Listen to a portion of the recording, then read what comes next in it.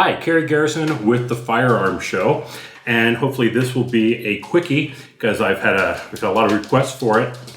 I'm going to show you how to install an automatic bolt release on a Ruger 1022. It's very simple. I've said that before, but I'm going to show you just how easy it is. So just kind of follow along and we'll get it going. The one I use is the Beez automatic bolt release. And what I like about the Beez is it has this little textured, hopefully you can see that, it has a little textured area for your finger, so it makes it very easy to recognize without looking at it. It's really unmistakable when you're using it. So I like the Beez over the other ones that are out there. Functionally, they're all the same. Now, why do we need one? Well, let me start over here. Here's the stock bolt release. It's just this little metal plate right there, and there's no texture on it, which is again what I just mentioned. When we want to lock the bolt in place, you press up on that, and then you'll feel it catch, and now the bolt's locked back. The bolt does not automatically lock back on the last bullet like many other guns.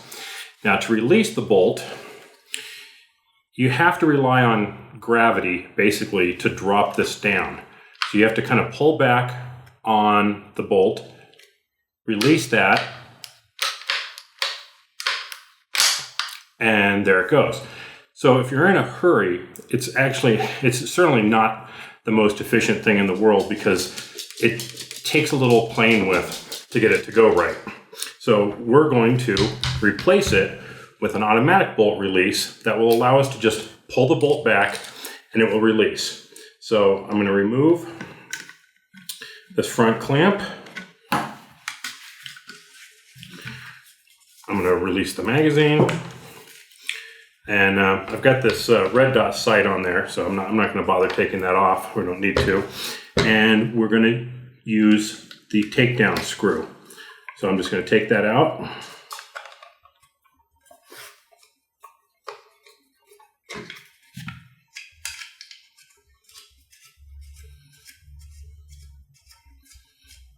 Come on, long screw. And you're going to put the safety halfway in between on and off so that it'll slide right out. Okay, now we need to remove the trigger group. To do that, there are two pins up here. Now I've just pulled out a hex driver and I'm going to try and push those through. That one seems to want to be a little stubborn. We get a little beefier one on there. There we go.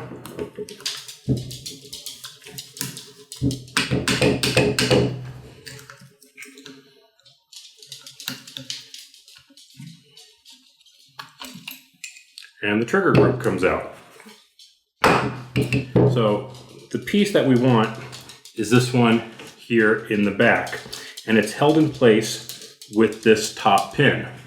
So I'm just going to drift that pin out. Okay, now when we did that, we're going to remove this piece here.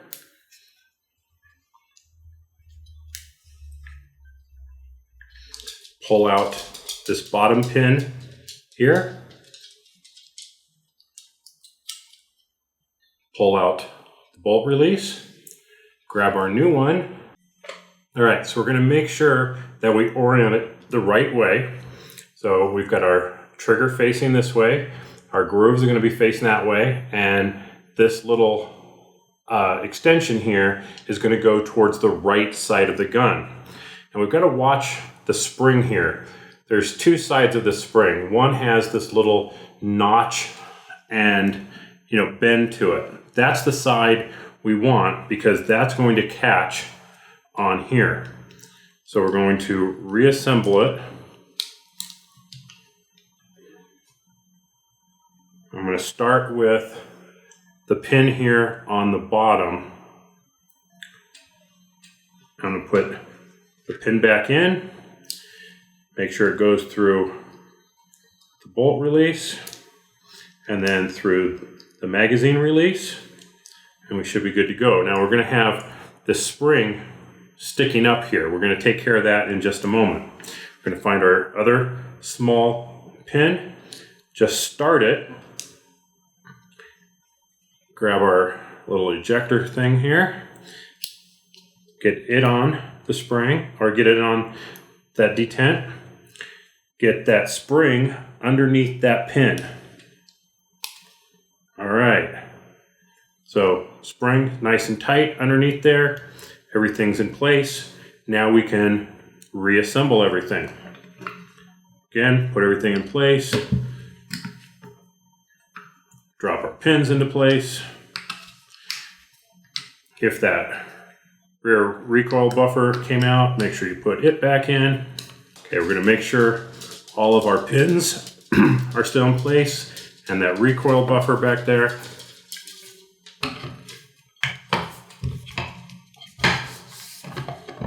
Drop. Gotta make sure that that safety is sitting halfway in between, otherwise some stocks won't go back on.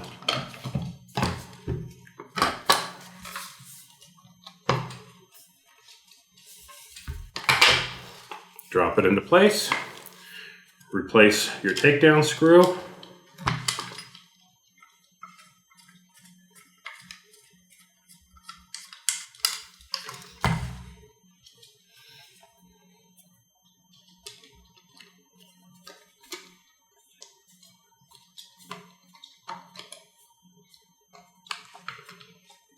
There we go.